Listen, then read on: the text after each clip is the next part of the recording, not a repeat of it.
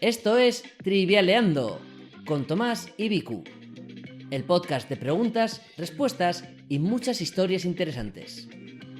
Episodio 21. El Walter White español. Os doy la bienvenida a Trivialeando. Yo soy Tomás, vuestro anfitrión de hoy, o coanfitrión, como le gusta decir a la persona que tengo aquí a mi izquierda, que es... Vicu, ¿Y tú quién eres? el supervillano del Trivial. Hemos pasado de villano del Trivial a supervillano. ¿Cuál es la diferencia?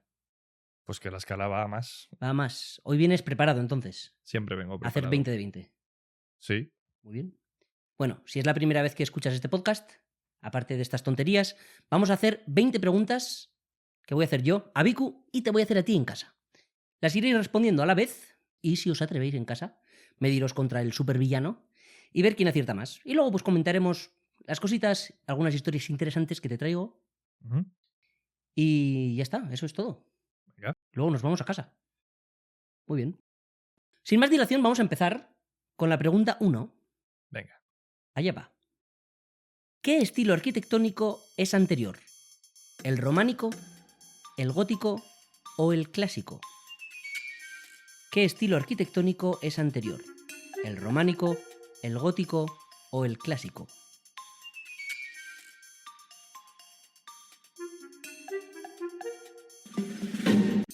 El clásico.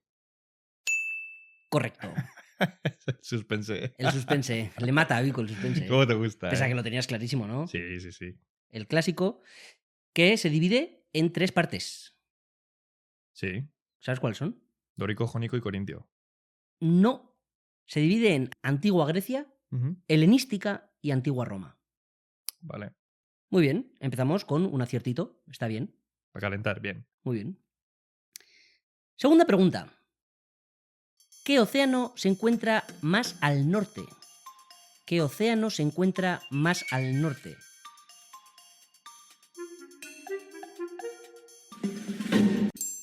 El Ártico.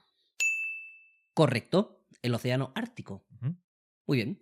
Te voy a dar el dato del tamaño, porque parece como pequeñito, ¿no? El océano Ártico, pero tiene 14 millones de kilómetros cuadrados, que es más o menos el tamaño de Rusia. No está mal, ¿eh? Te traigo aquí un datito etimológico. De los que te Etimológico. Sí. ¿Sabes de dónde viene Ártico? Pues no tengo ni idea, la verdad. Viene del griego artos, que es oso. Hartos. Anda, hartos. Ujú. Qué buena. Buen datito. Muy buen datito. Ujú. Bicudato etimológico. De los que te gustan. Hartos, muy bien.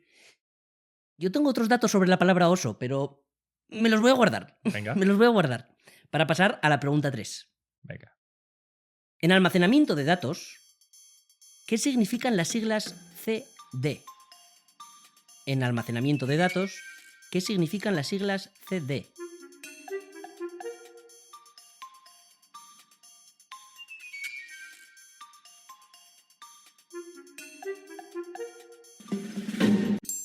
Compact disc. Correcto. Compact disc. Ujú. Disco compacto. Si has dicho eso, también nos vale. Uf, tengo un datito aquí bueno para darte, ¿eh? Por favor. Este es muy bueno. A ver. ¿Sabes cuál fue el primer CD de la historia? Ostras, pues lo he leído, ¿eh? ¡Oh! Esto lo he sabido. Ujú. Lo he sabido, pero no me voy a acordar. ¿O de qué grupo? No me voy a acordar. Lo he sabido. Te doy 2 pistas, A ver. ¿vale? Participaron en Eurovisión, ganando, son internacionalmente Sí. conocidos y son... Es ABBA. ¡Ahí estás! Sí. Ahí Me he estás. acordado. Pero buen datito. El primer disco que se grabó, ABBA. ¿Cuál? The Visitors. The Visitors, el primer CD. Hey, Qué buena. Lo había oído esto, ¿eh? Pero así me gusta. es que pues no tengo la cabeza de Vicu. Tengo solo preguntas, no respuestas. Pues muy bien, empezamos con 3 acertadas y un par de datitos buenos. Buen arranque. Que siga así. Venga. Vamos con la 4. ¿Cómo se llama la continuación de Las aventuras de Alicia en el País de las Maravillas? ¿Cómo se llama la continuación de Las aventuras de Alicia en el País de las Maravillas?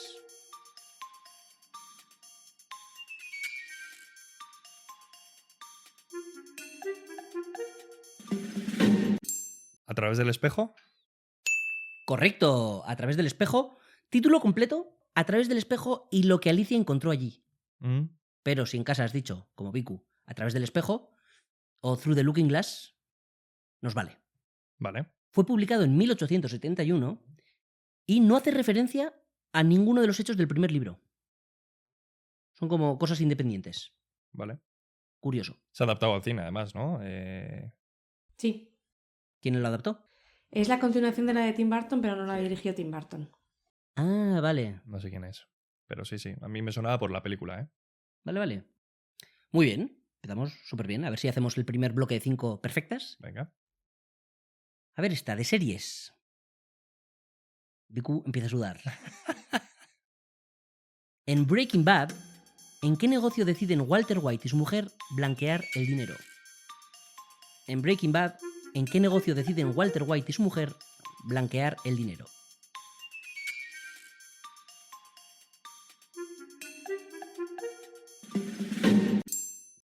No te vas a saber decir. Dime algún tipo de negocio, a ver si aciertas. Inmobiliarios. Incorrecto. En un lavadero de coches.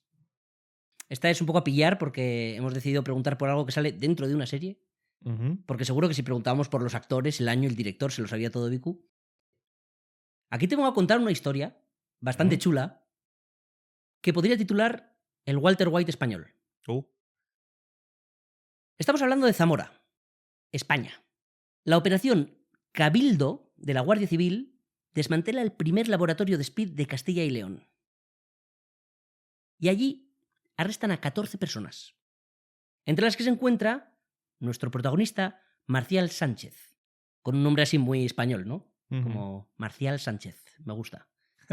Es un hombre de 65 años, químico, que daba clases de farmacología en la Facultad de Farmacia, en la Universidad de Salamanca. Tenía una familia, tenía una esposa, tenía 2 hijas y tenía una deuda con el juego. Por eso empezó un poco a meterse, no droga, sino meterse a hacer droga. Y estuvo fabricando speed con productos y sustancias que son comunes y de fácil adquisición. Porque claro, pues tenía sus conocimientos químicos como Walter White, básicamente. Y este tío parece un personaje bastante interesante porque le han pillado 3 veces por lo mismo, por hacer droga. La primera vez en el 95 por sintetizar PMA, que es parametoxianfetamina, también llamado el falso éxtasis. ¿Y esto lo hacía para qué? Para la ruta del bacalao mítica, en la que pues, se consumía un montón de droga y pues parte la producía Marcial Sánchez. Y aquí le pillaron. Le echaron de la universidad. Claro, obviamente, después de 19 años de carrera, le condenaron a 3 años de cárcel, que cumplió. Y salió. Y claro, como no le volvían a contratar en la facultad de farmacia, ¿qué crees que hizo? ¿Volver a reincidir? Volver a la droga. En 2003 le vuelven a pillar. Por sintetizar éxtasis esta vez. Pasó del falso éxtasis al éxtasis verdadero. Y le pillaron con 20.000 dosis y material como para fabricar otras 200.000. Claro, esta vez le cayeron más. Le cayeron 12 años y una multa. Salió de la cárcel un poco antes de estos 12 años, porque ya sabes, estas cosas de buena conducta, etcétera, etcétera. Ujú. Y le volvieron a pillar en 2014 por falsificar documentos. No, hombre, no. Le volvieron a pillar por droga, por fábrica de droga. No se movió. Estaba claro lo que quería. Quería hacer droga y le pillaron otra vez. Y finalmente, en 2019, 5 años después de trámites, de juicios, de pasar un tiempo en la cárcel, se llegó a un acuerdo de conformidad, que lo firmó, y pasó unos años más en la cárcel. Y, ojo, que me gustaría acabar esta historia diciendo qué hace el bueno de Marcial Sánchez ahora, A día de hoy. pero no se sabe. Hemos investigado, Sofía y yo, y no hay ningún tipo de noticia ni de nada de que haya salido de la cárcel, pese a que, según nuestros cálculos, ya debería estar fuera. Entonces, quizá esta historia continúe en otro episodio, dentro de un año, en el cual vuelvan a arrestar por 4ª vez al Walter White español. ¿O no? ¿O no? No sabemos. Igual ahora se ha vuelto profesor de inglés de niños de primaria. No lo sabemos. Pero la próxima vez que vayas a comprar éxtasis, o falso éxtasis, o speed, que espero que no sea nunca, pero si lo vas a hacer, acuérdate de este Marcial Sánchez. Que igual se lo ha hecho él, igual es el artesano. Una historia bastante curiosa, Sí. sin final, Mm. pero que lo dejamos ahí abierto a ver qué pasa. Si alguien le ve por la calle, que nos lo diga, que nos escriba un mensaje. Estaremos a la espera de nuevas noticias. Pues muy bien, con esto acabamos las 5 primeras, así que vamos al pequeño recuento. Has acertado 4 de 5. Es buen momento para que en casa te vayas acordando cuántas has acertado. Igual le puedes ganar a Viku, ¿eh? Se podía. Es buen momento. Aprovecha todos los momentos en los que vayas ganando a Viku, saboréalos. Aprovecha el momento. Vale, pues vamos a seguir con la pregunta 6. ¿Cuál es el país con más armas por habitante? ¿Cuál es el país con más armas por habitante?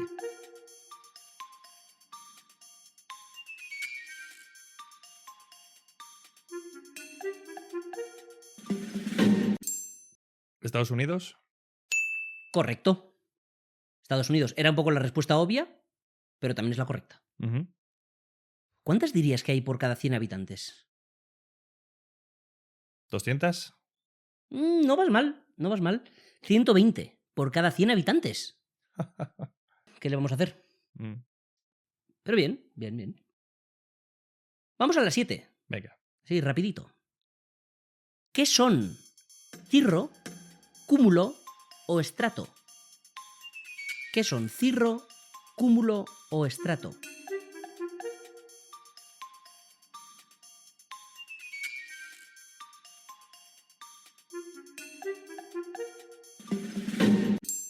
Tipos de nube. Correcto, tipos de nube.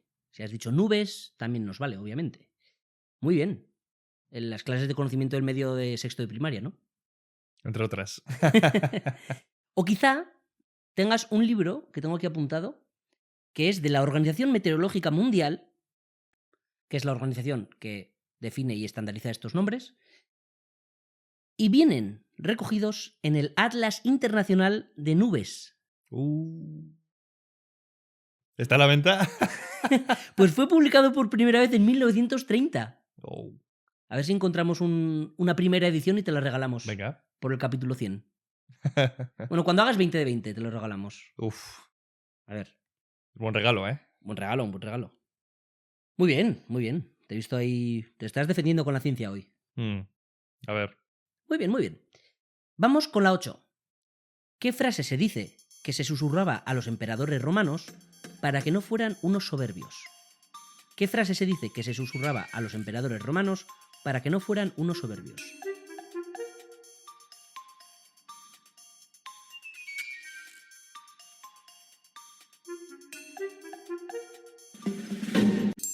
¿Momento Mori? Correcto. Momento mori o recuerda que eres mortal. Ujú. ¿Vale? En casa, cualquiera de las dos nos parece perfectamente bien. Si lo has dicho en francés, pues también me vale, pero bueno. ¿Tienes algún dato de esto? No, la verdad que no. Yo tampoco. A ver, es un poco como el. Es un poco el YOLO de la antigüedad, ¿no? Ujú. ¿Qué significa YOLO? Lo conozco, la verdad. Me ha dicho, sí, sí, como yo no lo veo. Te soy sincero, no sé qué es el YOLO. Es You Only Live Once. Solo vives una vez, ¿no? Que es un poco. A ver, que YOLO es. Es que suena muy griego el YOLO, ¿no? Suena como el YOLO, ¿no? Suena un poco mitología griega. A ver, es una expresión que se puso muy de moda hace unos años. Vale, vale. En internet, en plan de. ¡Hala! Voy a hacer esta locura. Sí, vale. YOLO. Claro. ¿No? No, El yo me YOLO. imagino con I latina. Bueno, sí, también. Iolos. Iolos. El Iolos. Iolos. El gran Iolos de Atenas. Suena, vamos, me diréis que no. Sí. Te lo compramos, Viku. ¿Qué dice la audiencia? ¿La audiencia compra o no compra Iolos? Decidnos en los comentarios cómo os imagináis al Iolos. ¿Qué es? ¿Qué es ese de Iolos? ¿Qué es el YOLOS? Muy bien. Venga, después de esta estupidez, vamos a la 9. Venga. Que dice así. ¿Cuál de estas canciones no es de los Beatles? Get Back, Something, If I Fell o Bright Side. ¿Cuál de estas canciones no es de los Beatles? Get Back, Something, If I Fell o Bright Side.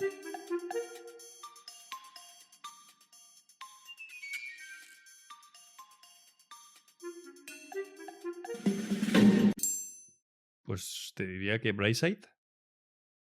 Me dirías bien, correcto. Muy bien. No me has fallado. Que Vicu sabe perfectamente bien que soy un gran fan de los Beatles. Absoluto. Y te vengo a contar aquí una historia. Pero no es una historia de los Beatles per se. Ujú. Es un poco adyacente a los Beatles, ¿vale? Y estoy hablando de una disputa legal que ha durado años y años. Es una disputa con Apple, la marca de ordenadores.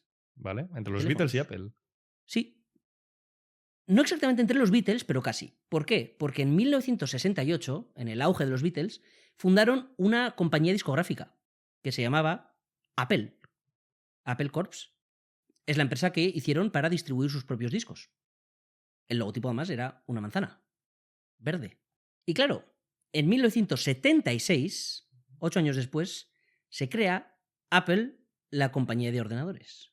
En el 78, Apple de música demandó a Apple Ordenadores y Apple de Ordenadores perdió ese litigio y tuvo que pagar $80.000 y firmaron que Apple Ordenadores no haría música y que Apple de los Beatles no haría ordenadores. Bien, hasta aquí, bueno, es una curiosidad. Ujú. Pero no se quedó aquí la cosa, porque en el 86 los ordenadores de Apple empezaban a poder emitir sonidos. Y claro, se metían en el terreno que no les tocaba. Claro, los Beatles ya se habían disuelto. En el 76, cuando se crea Apple de ordenadores, ya se habían disuelto. Pero la compañía seguía, y sigue. Entonces, Apple de ordenadores estaba desarrollando el System 7, que, como digo, contaba por primera vez con efectos de sonido. E introdujeron un sonido mítico que es este. Que fue diseñado por Jim Riggs, importante saberlo, y lo quería llamar Chime, que es un tintineo, una campana. Pero los abogados de Apple, ordenadores, dijeron, no lo llames así, porque si lo llamas así, es como si técnicamente estuvieras haciendo música. Y nos pueden denunciar, los Beatles. Entonces tenían que pensar un nombre para este sonidillo que no tuviera nada que ver con música.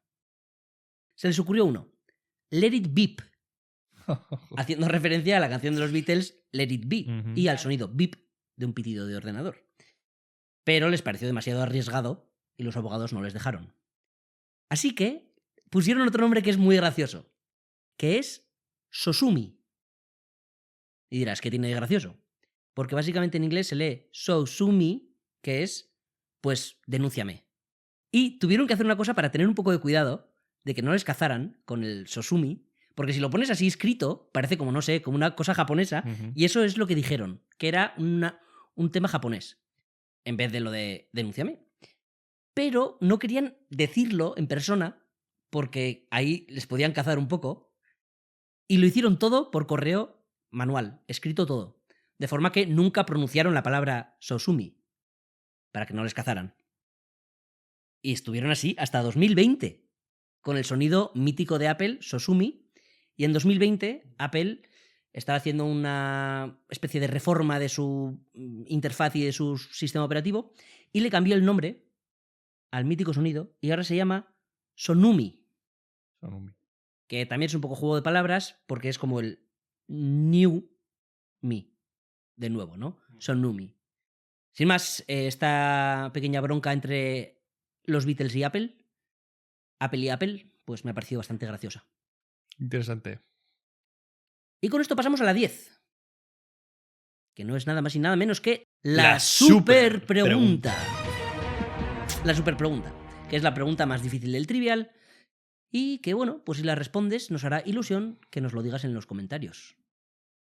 Vamos allá. ¿Estás preparado? A ver, ¿qué me traes hoy? ¿En qué casino actuó Elvis de manera continua del 69 al 76? ¿En qué casino actuó Elvis de manera continua del 69 al 76?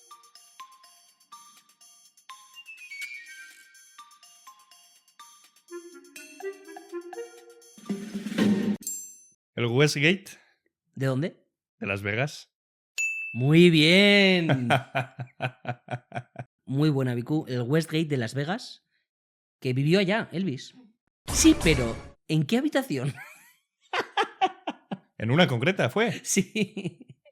A ver. Nah, ni idea. En la habitación 3000, que era la penthouse suite, Mm.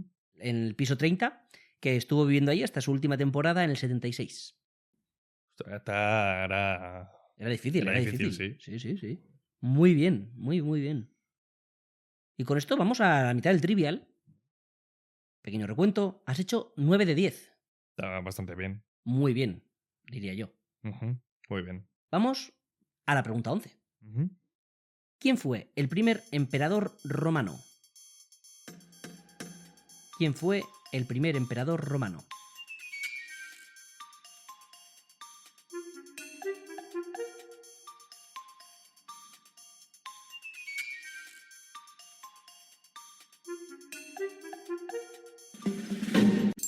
Octavio. Octavio Augusto. Muy bien. Augusto o Octaviano o Octavio Augusto, como le Ujú. queráis llamar en casa. En su casa le conocían como Octavito. No, yo qué sé, que tiene estos varios nombres. ¿Por qué tiene estos nombres así un poco diferentes? ¿Qué significan? Pues no lo sé, la verdad es que tenía, o sea, como bien dices, varias formas de llamarle. Te puedo decir que era el hijo adoptivo de Julio César Anda. y se convirtió en emperador en el año 27 a.C. ¿Y por qué Julio César adoptó un hijo? Tuvo un hijo que se llama Cesarión con Cleopatra. Y ese no. Y bueno, a ver, es que la figura del padre adoptivo no fue como tal, no sé si le llegó a criar, ¿Y de dónde salió Augusto? pues no recuerdo, no sé quién eran sus padres biológicos. Molaría, ¿no? Que fuera como un chaval de la calle al que le vio potencial. Bueno, si lo sabes, pues nos lo dejáis en comentarios y si no, lo investigaremos para luego. Ujú. Muy bien. Octavio Augusto. ¿Sí? ¿Desde cuándo hasta cuándo emperó? ¿Sabes? Del 27 a.C., que es cuando comienza el imperio, Muy bien. hasta el 2 después de Cristo. Hasta el 14. 14. Lo le sucedió Tiberio, ¿no? Ujú. Muy bien. Venga. Y vamos con la pregunta 12, que es un poco especial, porque nos la traen nuestros amigos de Caída Libre. ¿Qué es Caída Libre? Pues es un juego de mesa de preguntas muy divertido. Desde luego. A nosotros tres en Trivialeando, la verdad es que nos encanta, jugamos a menudo y nos lo pasamos muy bien. Así que si te gustan las preguntas de Trivial y las curiosidades, que entendemos que sí, pues recomendamos mucho que le echéis un ojo, que os lo compréis, mejor aún. Tiene varios tipos de tarjetas con retos un poco diferentes, todos ellos de preguntas de Trivial, pero como con pequeños girillos. La verdad es que está muy interesante y también la gracia es que vas perdiendo puntos en vez de ganándolos y cuando alguien llega a cero, pues el que menos haya perdido gana. Y te voy a hacer una pregunta de una de las cartas. Venga. En esta carta deberías elegir entre edificios por menos 30 o MacGregor por menos 20. MacGregor. Muy bien, la pregunta sobre MacGregor, sobre la que te jugarías 20 puntos, es la siguiente. ¿De qué nacionalidad es el luchador Conor McGregor? ¿De qué nacionalidad es el luchador Conor McGregor?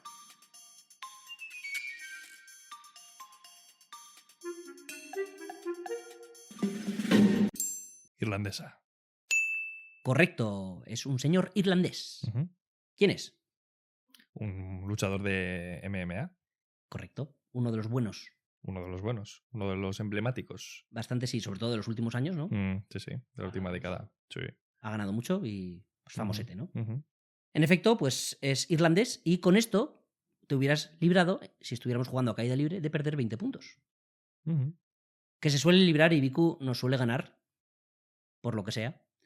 Pero bueno, es un juego en el que, aunque pierdas, te lo pasas bastante bien porque, como digo, hay tarjetas muy variadas con cosas también de estimar, de varias de verdadero o falso seguidas y con cosillas que son muy entretenidas, que están muy bien hechas.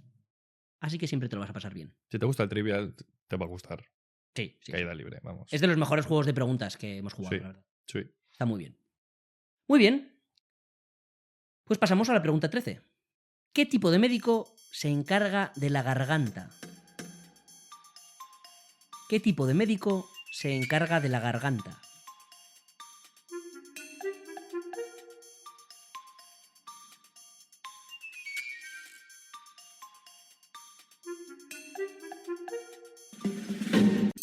Entiendo que será el otorrinolaringólogo.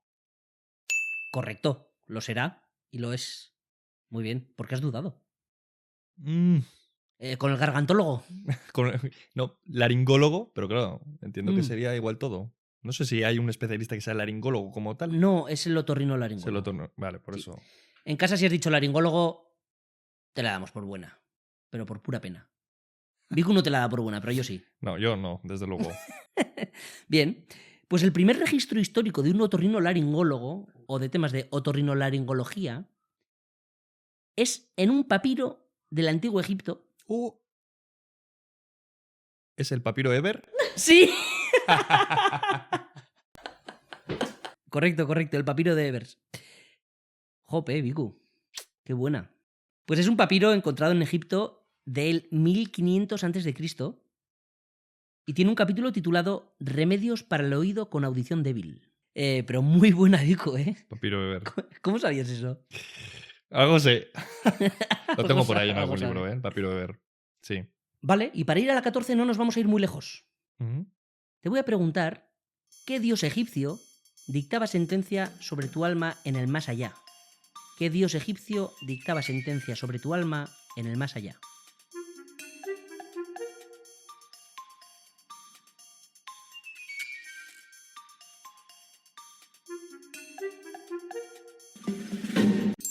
¿Osiris?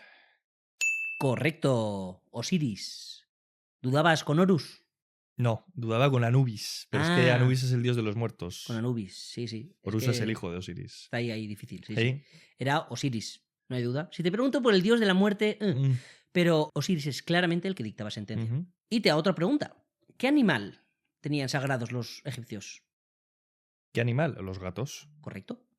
Y te voy a contar una historia sobre gatos, bueno, sagrados, más o menos, egipcios, Vale. y una cosa bastante extraña, en la cual 20 toneladas de gatos momificados fueron enviadas en barco. Y es que en 1882 Inglaterra controló Egipto. Ujú. Y claro, ya sabéis cómo eran los ingleses victorianos, que arrasaban un poco con todo, con todos, que cualquier artefacto que tuvieras ahí en tu casa te lo iban a coger y se lo iban a llevar a un museo. Y eso es exactamente lo que hicieron. Saquearon un montón de tesoros egipcios y entre ellos 20 toneladas de gatos momificados. ¿De dónde lo sacaron? Pues de las catacumbas, de las catacumbas. ¿Por qué? Porque solían momificar los gatos de los muertos importantes y los guardaban ahí junto a sus dueños para el más allá, ¿no? Como ajuar funerario. Sí. Entonces, pues eran también unas estatuas, claro, no te imagines un gato momificado así al aire, ¿no? Era un gato momificado como una especie de sarcófago de gatos. Y pues, como son los ingleses, pues se los llevaron todos. Y dirás, ¿para qué se llevaron en un barco 20 toneladas de gatos? Pues porque los vendieron en Liverpool como fertilizante. O sea, cogieron momias egipcias de gatos sagrados y los vendieron como fertilizante. ¿Y por qué? Porque los huesos son muy ricos en fósforo y el fósforo, las plantas lo necesitan del suelo, pero no se regenera. Y los vendieron ahí en Liverpool a subasta a los gatos sagrados. Y ya como dato extra, en estas épocas también se pensaba que comer momias era muy beneficioso para la salud. Por un error de traducción. Oh, qué buena. Porque había una palabra persa que era mumia, pero se refería a un aceite derivado del alquitrán que se usaba para curar heridas.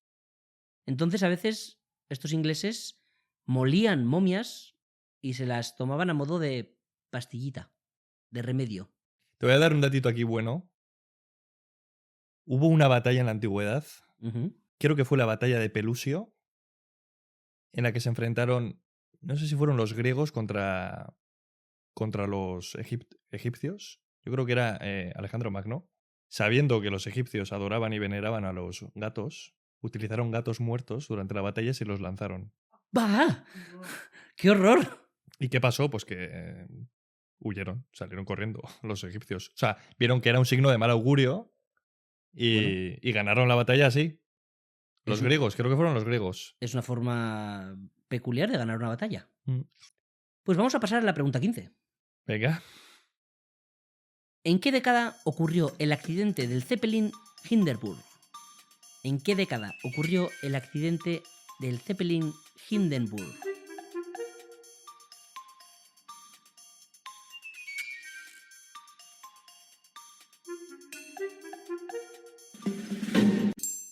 En los años 30. Correcto. ¿En qué año concretamente? En el 37. Perfecto. Lo sabías, ¿eh? ¿En qué estado? Ni idea. ¿New Jersey o Nueva York? Creo que era. Creo que Nueva York. Decide. Nueva York. Nueva Jersey. Lo sabía. En Nueva Jersey. En Lakehurst, concretamente. Es más, la fotografía clásica, icónica que todo el mundo hemos visto. Te traigo el nombre del fotógrafo. Sam Shear. ¿Qué más? Y el nombre. Entiendo que el nombre, el Hindenburg. ¿Sabes de quién? Ni idea. De Paul von Hindenburg, que fue canciller de Alemania antes de que ascendiese Adolf Hitler. Vale. Sí, fue una figura política y militar bastante trascendente durante las primeras décadas del siglo XX en Alemania. Muy bien. Intervino en la Primera Guerra Mundial como militar, como estratega y después tuvo carrera política y llegó a ser canciller. Vale, o sea, nos has dicho de dónde viene el nombre, en qué ciudad pasó el accidente, quién es el fotógrafo de la foto, El año concreto. el año concreto. Bastante bien. Te voy a preguntar cuántas veces cruzó el Atlántico. A eso ya no te sé decir. 17 veces. 17 veces. Cruzó el Atlántico 17 veces, Vale. 10 de ellas a Estados Unidos y 7 de ellas a Brasil. Y pasamos al recuento, al último recuento del día. Has hecho 14 de 15. Vallito. Muy bien, solo el fallo de Breaking Bad. Uf, a ver cómo cerramos esto, ¿eh? A ver, a ver. Estoy esperemos nervioso. ¿Estás nervioso? A ver, a las 19. A ver si Ojalá, llegas. yo voy a eso. Muy bien. En casa, recuerda cuántas vas. Y pasamos a la 16. ¿En qué libro explica Darwin la teoría de la evolución? ¿En qué libro explica Darwin la teoría de la evolución?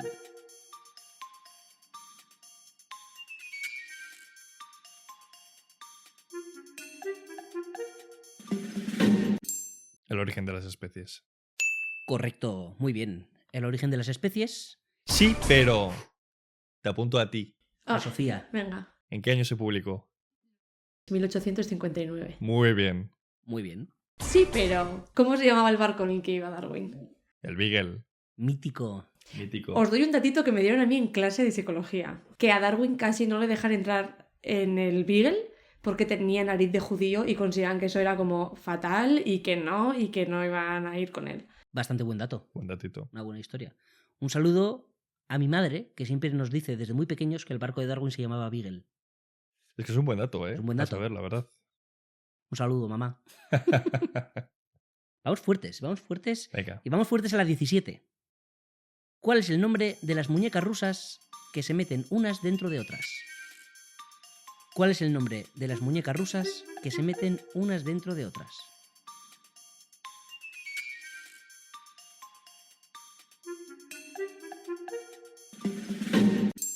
Matrioshka. Correcto, muy bien. Matrioshka. Te voy a traer aquí un dato. El padre de las matrioscas. Dámelo, por favor. Porque existe. Yo pensaba que era una cosa muy, muy vieja, Tiene un creador propio. pero tiene un creador, un diseñador con nombre y apellido. Fue en 1890, Ujú. no hace tanto, Vale. y las creó un diseñador y creador llamado Sergei Vasilievich Malyutin. Me la apunto. Buenísimo dato. Sergei Vasilievich Malyutin, El padre de las el matrioscas. padre de las matrioscas. Interesante que tengan un creador. Yo Ujú. pensaba que esto sería una cosa mucho más vieja. Ujú. Pues no, el bueno de Sergei Malyutin. Qué buena. Me la apunto. Se dice que le inspiraron unas muñecas que vio tradicionales japonesas, pero que no se metían una dentro de otra. Y es verdad que en Rusia ya había cierta tradición de meter cosas dentro de cosas parecidas. Pero Sergei es el primero que lo hizo con estas muñecas y las pintaron, las hicieron en un taller y pues no sé, es un éxito icónico completamente Ujú. inconfundible. Ujú. Muy bien. Pues pasamos a la 18, te quedan 3. ¿Qué actriz protagonizó Pretty Woman? ¿Qué actriz protagonizó Pretty Woman?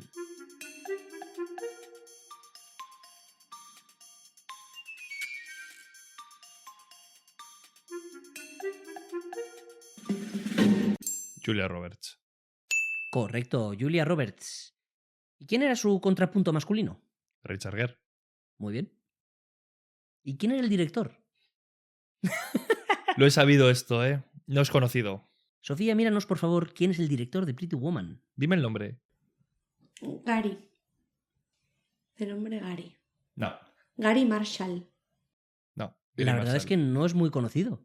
Lo he sabido esto, lo he leído alguna vez, pero no, absolutamente. No. Gary Marshall. Tiene también... Gary Marshall dirigió Princesa por sorpresa, ¿eh? Bueno, Ah, vale. mira, eso, sí, bueno, pues tiene Tiene dos clásicos. dos clásicos, aunque no es muy conocido el nombre, ¿no? Eso es Ujú. lo que decimos. Sí, pero ¿quién interpretó la canción de Pretty Woman? Roy Orbison. Ahí estás. Sí, me lo sabía. Mucho antes de la peli. Sí, es anterior. Yo te voy a preguntar quién interpretó, en la escena en la que Richard Gere toca el piano, Ujú. quién interpretó esas notas. Mm. El propio Richard Gere. Ah, vale. Sin más, que sabía tocar el piano y fue él quien tocó y compuso esa melodía. Ah, mira. Muy bien. Vamos a la 19, penúltima. Venga. ¿Cómo se llama la reacción nuclear que da energía al Sol? ¿Cómo se llama la reacción nuclear que da energía al Sol?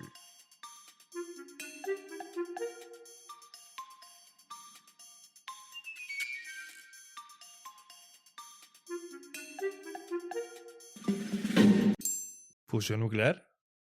No lo dices nada, seguro, pero lo dices correcto. ¿Durita? Ha sido un poco tiro, ¿eh? Bueno, como señor fusión. Como señor fusión. Increíble, señor fusión, un datito de la banda del patio. Increíble. Yo te voy a traer una historia sobre el Sol. Venga. Que hay muchas, porque el Sol pues es una cosa que obviamente nos ha acompañado a los humanos desde que existimos y antes. Ujú. Pero te voy a hablar de una persona en concreto. Y de un momento en concreto en la historia de la humanidad, que es 1944, Segunda Guerra Mundial, en Tokio, que era una ciudad que en ese momento vivía muchos bombardeos de los aliados. Ujú. Y en este ámbito bastante horrible, sucedió algo muy bonito. Y es la historia de Hisako Koyama, una joven de por aquel entonces 28 años, que vivió en esta época y vio una oportunidad en esto de los bombardeos. Porque se avisaba a los ciudadanos con unas sirenas de que corrían peligro de ser bombardeados y se hacían apagones estratégicos para que los aviones aliados no vieran dónde bombardear. Entonces se oscurecía de repente toda la ciudad de Tokio. Y a esta Hisako se le ocurrió que era el momento perfecto para mirar el cielo, ya que no había contaminación lumínica, y se acercaba a la ventana cubierta con un futón por encima, con un colchón por encima, y observó ahí un montón de curiosidades astronómicas y se interesó un montón por todo lo que viene a ser el cosmos, porque nunca había visto tantas cosas. Y después, durante el día, empezó a hacer otra cosa, que era poner su telescopio mirando al sol y dibujar la imagen que proyectaba en el suelo de su casa. Y de esta forma, día tras día, semana tras semana, iba recreando los cambios de la superficie solar en sus dibujos. Y veía que tenía ciertos pequeños puntitos negros que los iba cambiando de sitio según los veía. Y esto que estaba haciendo era realmente registrar las manchas solares debido a los cambios de temperatura del Sol, que hacen que los campos magnéticos cambien, y es una cuestión bastante compleja en lo que es el estudio del Sol. Hisako, después de un montón de tiempo llevando a cabo estas observaciones y estos dibujos, los mandó al Oriental Astronomical Association. En plan, bueno, mirad, tengo estos datos, he hecho estos dibujos, a ver qué os parece. Y le respondieron con una carta de recomendación buenísima, diciendo que su trabajo era muy sobresaliente. Esto le motivó un montón y consiguió darle una entrada al Museo de Ciencias de Tokio, donde le dejaban observar con su telescopio mucho mejor y mucho más grande. Y siguió haciendo esto hasta que poco después le contrataron en el propio museo. Trabajó ahí durante 40 años y documentó más de 8.000 grupos de manchas solares. Produjo más de 10.000 dibujos de la superficie del Sol. Una absoluta máquina. Ujú. Y sus dibujos ayudaron y ayudan un montón a rastrear los cambios magnéticos del Sol y a predecir, por ejemplo, tormentas magnéticas y erupciones solares, que pueden afectar a la Tierra, cortando comunicaciones, poniendo en peligro satélites, estaciones espaciales. Y es un trabajo que hizo súper rigurosamente durante mucho tiempo y que nadie había hecho hasta entonces. Y de hecho, además, usando su trabajo, se ha podido estimar cómo era el Sol hace 400 años con los trabajos de Galileo, de Gassendi, de Staudager y más. Ujú. Entonces ha sido una una astrónoma increíble gracias a su constancia y a su paciencia. Qué bueno. Una señora muy interesante, Isako Koyama, una grande. Una desconocida. Pero que aquí le hacemos hueco. Eso es, como nos gusta. Muy bien, y vamos a la última pregunta, a la 20. Venga. Sencillita. A ver. ¿Cuál es la capital de Irán? ¿Cuál es la capital de Irán?